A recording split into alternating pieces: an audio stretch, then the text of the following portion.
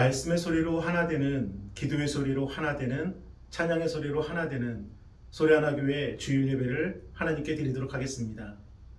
먼저 사도신경으로 우리들의 신앙을 고백하겠습니다. 나는 전능하신 아버지 하나님 전지의 창조주를 믿습니다. 나는 그의 유일하신 아들 우리 주 예수 그리스도를 믿습니다. 그는 성령으로 잉태되어 동정녀 마리아에게서 나시고 본디오 빌라도에게 고난을 받아 십자가에 못 박혀 죽으시고 장사된 지 사흘 만에 죽은 자 가운데서 다시 살아나셨으며 하늘에 오르시어 전능하신 아버지 하나님 우편에 앉아 계시다가 거기로부터 살아있는 자와 죽은 자를 심판하러 오십니다. 나는 성령을 믿으며 거룩한 공교회와 성도의 교제와 죄를 용서받는 것과 몸의 부활과 영생을 믿습니다. 아멘. 다 함께 찬송가 312장 너 하나님께 이끌리어 함께 찬양하시겠습니다.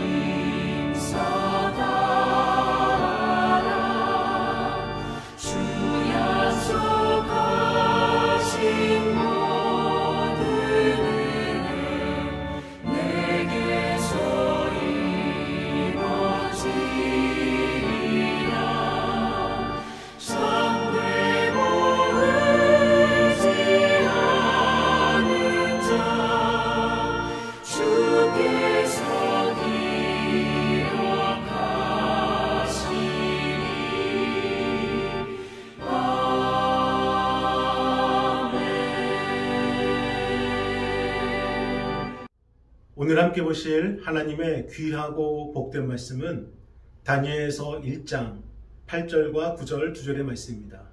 우리 함께 읽어보겠습니다. 다니엘은 뜻을 정하여 왕의 음식과 그가 마시는 포도주로 자기를 더럽히지 아니하리라 하고 자기를 더럽히지 아니하도록 환관장에게 구하니 하나님이 다니엘로 하여금 환관장에게 은혜와 긍휼을 얻게 하신지라. 아멘. 신앙의 인생이든 세상의 인생이든 우리의 인생은 언제든지 뜻밖의 위기에 직면하게 됩니다. 그것은 신앙과는 전혀 상관없어요. 누구에게나 공평합니다. 상상하지 못한 어려운 위기의 순간이 누구에게나 찾아옵니다. 단 신앙은 그 위기 앞에서 어떻게 행동할 것인가 행동의 기준을 찾게 해줍니다. 위기 앞에서 누구를 바라볼 것인가 관점의 기준을 정해주고 위기 앞에서 어떻게 결정할 것인가 결단의 근거가 되어줍니다. BC 605년 근동지역의 패권을 장악한 바벨론이 그 여세를 몰아 남유다왕을 침공하였을 때 전쟁에서 패배한 남유다의 왕족과 귀족과 백성들을 바벨론의 포로로 끌고 가는데 그 무리들 속에 다니엘과 3명의 친구들이 있었습니다. 그들은 평범한 포로가 아니었어요. 바벨론의 수종드는 자로 탈바꿈시키기 위해 무려 3년 동안 바벨론의 학문과 또 언어를 강제로 익히게 되는데 그 교육이라는 것이 얼마나 치밀했겠습니까? 또 그 과정은 얼마나 혹독했겠습니까? 학문과 언어뿐만 아니라 그들의 신앙까지도 바꾸어 버리는 것이었습니다. 그래서 이름도 바벨론 우상의 이름을 따라서 다니엘은 벨드사살로, 하나냐는 사드락으로, 미사엘은 메삭으로, 아사랴는 아벳느고로 강제 개종까지 당하게 됐는데 그러한 상황 속에서 다니엘이 뜻을 정하여 행동합니다. 우리 오늘 본문 다니엘서 1장 8절을 다시 한 번 더 읽어보겠습니다. 다니엘은 뜻을 정하여 왕의 음식과 그가 마시는 포도주로 자기를 더럽히지 아니하리라 하고 자기를 더럽히지 아니하도록 판관장에게 구하니. 아멘. 다니엘은 바벨론의 수종드는 자로 선별될 정도로 똑똑하고 능력 있는 젊은이였습니다. 그럼 그가 상황 파악을 못했겠습니까? 자신이 지금 어떤 처지인지, 무엇이 자신에게 이득이 되는지, 그러니 어떻게 처신해야 되는지 그가 몰랐을까요? 아니요, 확실하게 알고 있었습니다. 하지만 다니엘은 신앙을 지키기로 뜻을 정합니다. 그것도 소심하게 지키는 것이 아니라 이방신에게 올린 제물은 절대 먹지 못합니다. 입에도 되지 않겠습니다. 라고 자신을 관리하는 환관장에게 분명하게 말을 합니다. 그런데 여기서 놀라운 것은 환관장의 태도입니다. 우리 오늘 본문 다니엘서 1장 9절을 함께 읽어보겠습니다. 하나님이 다니엘로 하여금 환관장에게 은혜와 긍휼을 얻게 하신지라. 아멘. 다니엘의 뜻을 존중합니다. 누가 환관장의 마음을 움직였습니까? 하나님이 은혜와 긍휼을 얻게 하신지라. 하나님께서 움직이셨습니다. 나라가 무너지고 성전은 불타 사라졌지만 다니엘의 신앙은 흔들리지 않았습니다. 삶의 자리가 바뀌고 상황은 변화됐지만 다니엘의 신앙은 갈등하지 않았습니다. 이처럼 신앙이란 교회 때문에, 상황과 여건 때문에 결정되는 것이 아니라 그렇다 할지라도, 그렇지 않다 해도 그럼에도 불구하고 흔들리지 않는 것, 갈등하지 않는 것, 그것이 신앙입니다. 그래서 변치 않으시는 하나님을 바라보는 것, 그것이 믿음이고요. 그 믿음을 보시고 하나님께서 일하시는 것, 그것이 은혜와 긍휼입니다. 사랑하는 여러분, 나라가 무너진 것입니다. 성전이 불타 사라진 것입니다. 상황이 바뀐 것입니다. 하지만 하나님은 변함이 없으십니다. 모든 것이 바뀌어도 하나님은 언제나 그 자리에 계시다는 것입니다. 그러므로 뜻을 정하여 주님을 바라보면 주님이 보입니다. 언제 어디서건 뜻을 정한 이들과 주님은 반드시 일을 하십니다. 결국 왕의 음식이 아닌 채소와 물만 섭취하게 된 다니엘과 세 친구들은 환관장에게 열흘 동안 자신들을 시험하나 당당하게 말합니다. 그리고 약속한 열흘 후에 모든 소년들을 한자리에 모아서 그들의 얼굴을 비교해 보는데 다니엘과 세 친구의 얼굴빛이 왕의 음식을 먹은 다른 소년들보다 더 좋아 보인지라 더욱 좋고 건강하게 보여집니다. 이에 환관장은 더 이상 그들에게 이방신에게 바친 음식을 권하지 않게 됩니다. 사랑하는 여러분, 오늘도 뜻을 정하여 주님 앞에 예배하는 여러분 모두가 다니엘처럼 주님의 일하심을 경험하게 되길 주님의 이름으로 축원합니다. 우리는 주님의 일하심으로 사는 인생들이에요.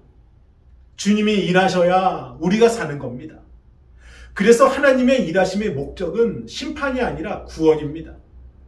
예수 그리스도를 통해 하나님의 나라를 세우시고 우리를 구원하여 주시는 것, 이것이 하나님의 일하심의 목적이고 하나님께서는 그 놀라운 비밀의 메시지를 오늘 느부갓네살에게 꿈으로 보여주십니다. 느부갓네살이 바벨론을 다스린 지 2년째 되는 해 어느 날 꿈을 꾸고 일어나게 되는데 꿈의 내용이 생각나질 않는 거예요. 분명 어떤 징조가 있는 아주 중요한 꿈 같은데 도저히 그 꿈의 내용이 생각나질 않습니다. 그날부터 그는 번민하여 잠도 제대로 이루지 못하게 되는데 결국 꿈으로 인한 번민을 해결하기 위해 바벨론 지역에 있는 모든 박수와 술객과 또 점쟁이와 술사들을 다 불러 모아 자신의 꿈을 맞춰보라고, 그리고 그 꿈을 해몽해보라 명령하지만 어떤 누구도 왕의 꿈조차 알지 못하는 겁니다. 아무리 왕이라지만 이건 정말 말도 안 되는 억지 아니겠습니까? 결국 이에 격분한 느부갓네살 왕은 바벨론의 모든 지혜자들을 다 죽이라 명령을 내리게 되는데 이 근거 없는 죽음의 칼날이 다니엘과 3명의 친구들에게도 찾아오게 됩니다. 그런데 다니엘은 자신을 죽이러 온 근위대장을 멈추고 명철하고 슬기롭게 말을 이어갑니다. 우리 다니엘서 2장 14절과 15절을 함께 읽어보겠습니다.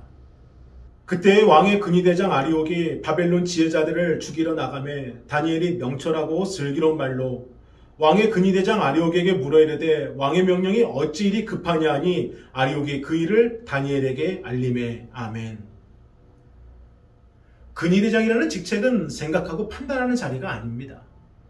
무조건 왕의 명령대로 행동하고 복종해야 하는 자리로 지금 근위대장 아리옥은 왕의 명령으로 지혜자들을 처형하기 위해 나선 길이에요.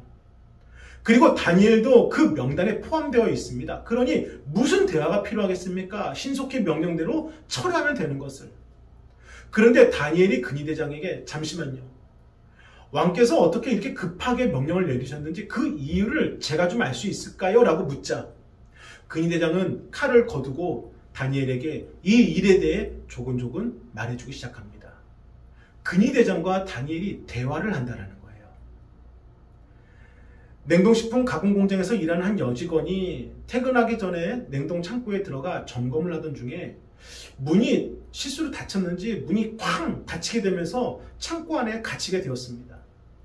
너무 놀라서 목이 터져라 소리쳐보지만 아무도 대답해준 사람이 없는 거예요. 그 어둠 속에서 영하 20도의 추위와 싸워야 되는 그 상황, 얼마나 공포스럽고 무섭겠습니까? 그렇게 무려 5시간 정도 여직원이 몸이 얼어붙을 정도로 있는 상황 속에서 냉동창고 문틈으로 빛이 들어오더니 누군가 문을 여는 겁니다. 뜻밖의 경비원 아저씨였어요. 경비원 아저씨는 자신이 공장에서 근무한 지 한 5년 되었는데 이 여직원 말고는 아무도 자기에게 인사해준 사람이 없었다는 겁니다. 그날도 분명히 아침에 자기에게 환하게 인사해주고 들어갔는데 퇴근 시간이 다 지나도록 나오지 않기에 너무 걱정되어서 공장 여기저기 찾아봤는데 그러다가 냉동 창고까지 확인해 봤다는 거예요. 울고 있는 여직원에게 경비원은 사람들은 자신을 별 볼 일 없는 경비원으로 취급했지만 당신만큼은 나를 인정해주고 따뜻하게 대해준 덕분입니다 라면서 오히려 감사했다고 합니다. 평소에 소소한 작은 인사 하나가 사람의 목숨을 구하는 귀한 열매가 되었다는 것입니다. 여기에 근위대장 아리옥과 다니엘도 그렇습니다. 근위대장은 왕의 명령대로 다니엘을 죽이면 됐습니다. 굳이 대화할 필요가 없고 만약 임무를 완수하지 못하면 근위대장 자신의 목숨이 위태롭게 됩니다. 그럼에도 다니엘의 물음에 아리옥이 대답을 해주며 두 사람이 대화를 했다는 것은 두 사람의 친분이 특별히 두터워서가 아니라 다니엘이 평소 사람들에게 어떻게 대했는지 근위대장도 알고 있었다는 것입니다. 사랑하는 여러분, 할 수 있거든 너희로서는 모든 사람과 더불어 화목하라 바울의 가르침을 기억하시고 겸손한 마음으로 먼저 고개 숙여주시고 먼저 양보해 주시기를 바랍니다. 여러분의 그 작은 씨앗이 반드시 큰 열매가 될 것입니다. 그러면서 우리가 반드시 주목해야 되는 것은 뜻을 정하여 주님을 바라볼 때 주님이 일하신다는 것입니다. 뜻을 정하면 그 뜻을 지킬 수 있도록 주님께서 이끌어 가신다는 것입니다. 하나님께서는 다니엘이 뜻을 정한 그 순간부터 그의 신앙과 믿음이 자라고 성장할 수 있도록 모든 순간 그와 함께하여 주십니다. 그에게 지혜와 은총을 부어주시고 그의 지혜가 드러나도록 해주시는데 지금 다니엘 상을 보시기 바랍니다. 이미 왕의 명령이 떨어졌습니다. 근위대장의 손에는 칼이 쥐어져 있고 대화가 아니라 다니엘을 죽이는 것이 근위대장의 본분입니다. 그러니 아무리 관계가 좋다 해도 말 몇 마디에 멈출 수 있는 상황이 아니라는 겁니다. 그런데 다니엘이 근위대장을 멈추고 대화를 할 수 있다는 것은 하나님께서 다니엘과 함께하고 계시다는 것 외에는 도저히 설명할 수가 없는 상황입니다. 그럼 그 시작이 언제부터였을까요? 이토록 하나님께서 다니엘을 위해 일해 주시고 모든 순간마다 다니엘을 이끌어가게 되신 것, 다니엘이 뜻을 정한 그때부터였습니다. 이것은 우리도 같습니다. 우리가 모태신앙인지 신앙생활을 20년, 30년 했는지 신학을 공부한 목회자인지 그것이 하나님께는 중요한 것이 아니라 뜻을 정하여 주님을 바라보고 있느냐, 그것이 하나님의 일하심의 근거요 이유가 되는 것입니다. 그래서 하나님의 은혜이구나, 하나님께서 하시는구나, 하나님께서 이렇게 해주셨구나, 뜻을 정하여 하나님을 바라보려 할 때 우리의 힘과 능력으로는 도저히 감당할 수 없는 그 일을 경험하게 해주시고 우리로 하여금 계속해서 하나님을 드러내도록 이끌어 가주신다는 것입니다. 다니엘은 모든 상황을 듣고 난 후 목숨을 걸고 왕을 찾아가서 말을 합니다. 자신에게 시간을 주시면 곧 왕께서 원하신 것을 알려드리겠습니다. 믿음으로 제안을 합니다. 그리고 곧바로 그 소식을 자신의 3명의 친구들에게 전하여 그들과 함께 기도할 것을 청하게 됩니다.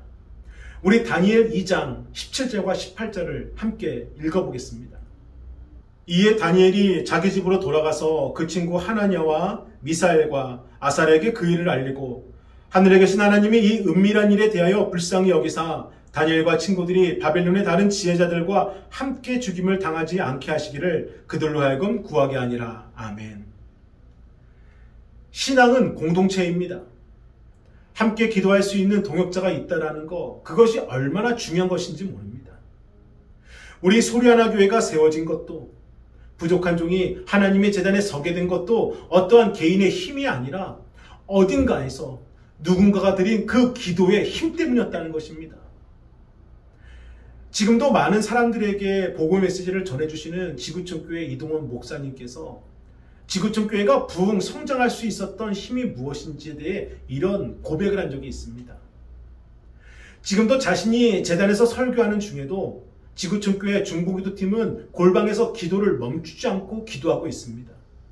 그들의 그 기도가 지구촌교회를 부흥 성장하게 한 원동력이고 자신을 거기까지 세워준 힘이 되었습니다라고요.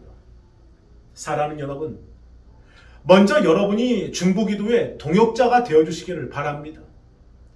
누군가 나를 위해 기도해 주는 것도 은혜이지만 여러분이 먼저 그들의 중보기도자가 되어주는 것이 가장 큰 축복됨을 믿으시기를 바랍니다.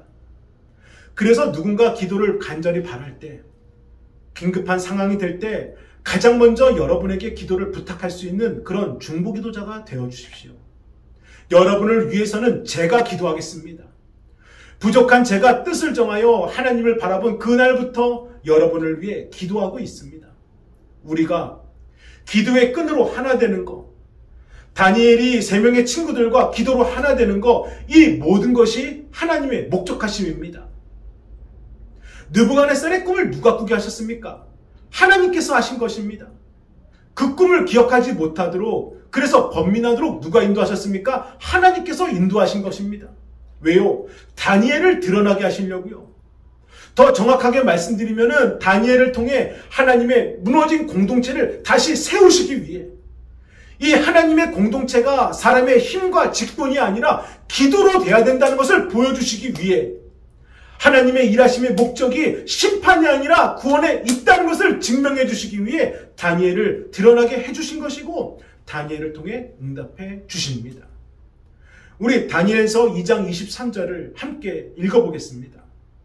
나의 조상들의 하나님이여, 주께서 이제 내게 지혜와 능력을 주시고 우리가 주께 구한 것을 내게 알게 하셨사오니 내가 주께 감사하고 주를 찬양하나이다. 곧 주께서 왕의 그 일을 내게 보이셨나이다 하니라. 아멘. 응답을 받은 다니엘은 목숨이 걸린 다급한 상황이지만 곧바로 왕에게 달려간 것이 아니라 다시 하나님께 엎드리고 먼저 하나님께 감사를 드립니다. 사랑하는 여러분, 달려가는 것도 중요하지만 엎드리는 것은 더 중요합니다. 구하는 것도 중요하지만 감사드리는 것이 더 중요합니다. 다니엘이 하나님께 택함 받은 것은 하나님의 전적인 은혜이지만 이처럼 하나님을 기쁘시게 한 그의 믿음의 행함도 분명히 있었음을 보시길 바랍니다. 그런데 우리들도 있어요. 분명 우리들에게도 하나님을 기쁘시게 하는 행함이 있습니다. 저는 그 행함을 우리가 잃어버리지 않고 오늘도 내일도 하나님을 기쁘시게 하는 행하는 삶이 되시기를 주님의 이름으로 축원합니다. 이제 다니엘은 하나님의 능력으로 당당하게 왕 앞에 나아갑니다. 그리고 하나님께서 보여주신 꿈과 해몽을 하나씩 풀어가는데 지금 왕 앞에 선 다니엘의 관심은 왕도 주변의 신하들도 아닙니다. 오직 하나님입니다. 그래서 거침없이 두려움 없이 선포합니다. 다니엘서 2장 28절을 함께 읽어보겠습니다. 오직 은밀한 것을 나타내실 이는 하늘에 계신 하나님이시라. 그가 느부갓네살 왕에게 후일에 될 일을 알게 하셨나이다. 왕의 꿈, 곧 왕의 침상에서 머릿속으로 받은 환상은 이러하나이다. 아멘. 오직 은밀한 것을 나타내실 이는 하늘에 계신 하나님이시라. 지금 다니엘은 왕과 사람들 앞에서 오직 하나님만을 높이고 하나님께 영광을 올립니다. 비록 자신은 바벨론의 포로로 끌려온 신세이지만 하나님은 위대하시다. 하나님이 유일한 주님이시다. 당신들이 섬기는 우상은 아무것도 할 수 없지만 하늘에 계신 하나님은 하실 수 있다. 한치의 흔들림 없이 당당하게 하나님을 선포합니다. 그리고 이어서 느부갓네살의 꿈과 꿈에 대한 뜻을 풀어주는데 결론은 바로 이것입니다. 우리 다니엘서 2장 44절을 함께 읽어보겠습니다. 이 여러 왕들의 시대에 하늘의 하나님이 한 나라를 세우시리니 이것은 영원히 망하지도 아니할 것이요 그 국권이 다른 백성들에게로 돌아갈지라도 아니할 것이요 도리어 이 모든 나라를 쳐서 멸망시키고 영원히 설 것이다. 아멘. 우리 하나씩 풀어보겠습니다. 먼저 여러 왕들의 시대라는 것은 지금 바벨론부터 로마 제국까지 인간이 세우려 했던 세상의 왕국을 얘기하는 것입니다. 그리고 하늘의 하나님이 한 나라를 세우시리니 바로 예수 그리스도를 통한 하나님의 나라를 말씀하시는 겁니다. 그리고 모든 나라를 쳐서 멸망시키고 영원히 설 것이라. 결국 세상의 모든 나라는 무너지고 하나님의 나라만이 영원히 세워진다는 것입니다. 계속해서 다니엘은 하나님의 뜻을 선포합니다. 다니엘서 2장 45절을 함께 읽어보겠습니다. 손대지 아니한 돌이 산에서 나와서 솥과 녹과 진흙과 은과 금을 부서뜨리는 것을 왕께서 보신 것은 크신 하나님이 장래일을 왕께 알게 하려 하신 것이라. 이 꿈은 참되고 이 해석은 확실하니이다 하니. 아멘. 여기 손대지 아니하는 돌이란 예수 그리스도를 말씀하시는 겁니다. 인간이 보기에 영원할 것 같은 그 권력도 결국은 하나님이 택하신 돌에 의해서 부서진다는 것입니다. 세상에 그 무엇도 영원할 것 없으며 하나님이 치시면 한낱 먼지처럼 사라진다는 것입니다. 그것이 왕에게 보여주신 하나님의 명령임이 확실하다라고 다니엘은 당당하게 선포하는 것입니다. 사랑하는 여러분, 하나님을 가까이 하는 사람은 사람이 두렵지 않습니다. 내 곁에 하나님이 계시는데 무엇이 무섭고 누가 두렵겠습니까? 제국의 왕이며 자신의 목숨을 잡고 있는 사람 앞에서도 이처럼 다니엘이 당당할 수 있었던 것은 다니엘이 하나님을 가까이 했기 때문인 것입니다. 가까이 한다는 것은 무엇입니까? 뜻을 정하여 하나님을 바라본다는 것입니다. 모든 일에 앞서 하나님께 먼저 엎드린다는 것이고 모든 것이 하나님의 은혜임을 감사로 고백한다는 것입니다. 그렇다고 사람들을 무시하고 멀리하라는 것이 아닙니다.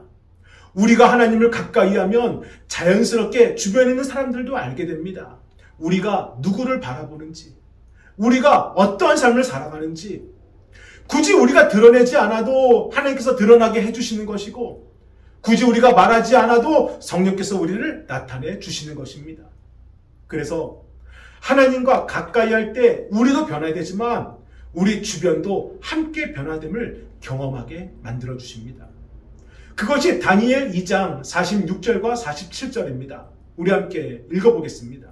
이에 느부갓네살 왕이 엎드려 다니엘에게 절하고 명하여 예물과 향품을 그에게 주게 하니라.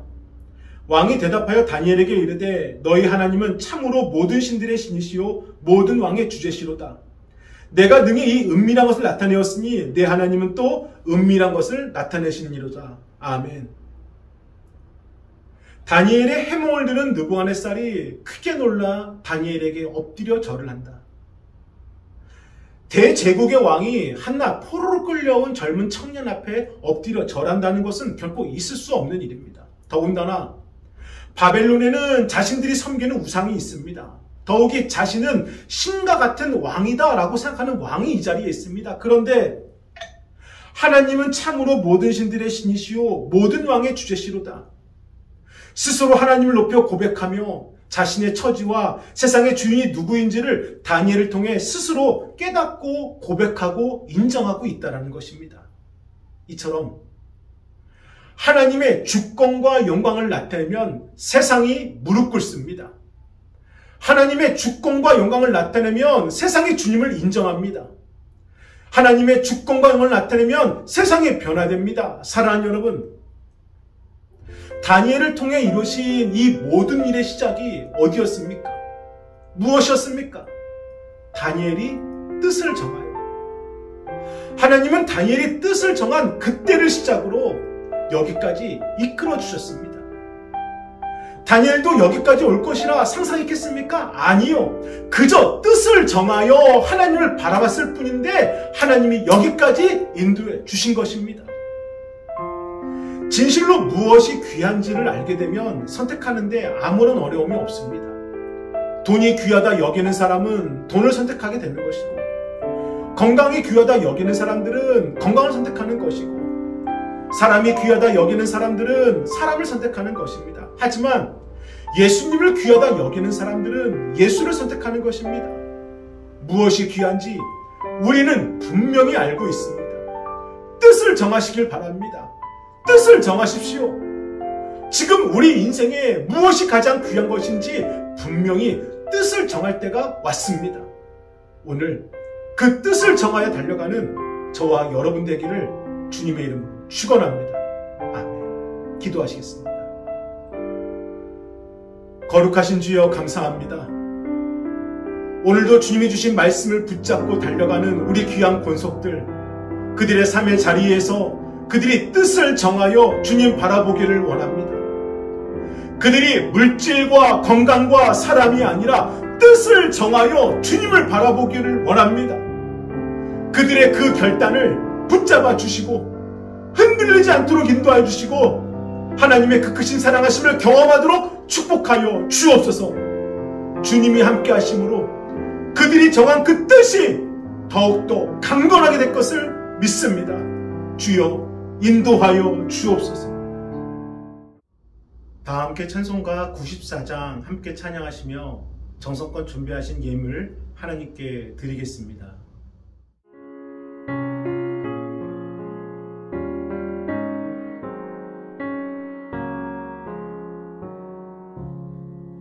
주 예수보다 더 귀한 것은 없네. 이 세상 부귀와 바꿀 수 없네. 영주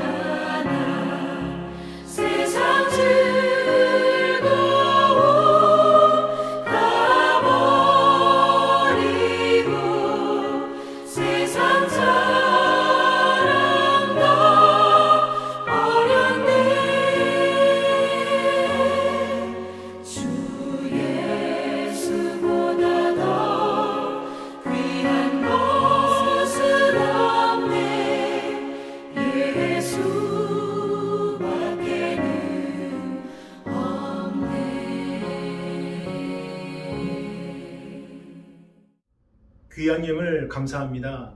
축도로 예배를 마치도록 하겠습니다. 이제는 우리 주 예수 그리스도의 은혜와 하나님의 그 크신 사랑하심과 성령님의 감화감동 역사하심이 뜻을 정하여 달려가는 우리 성도들 위해 이제부터 영원토록 함께 하시길 간절히 축원하옵나이다. 아멘.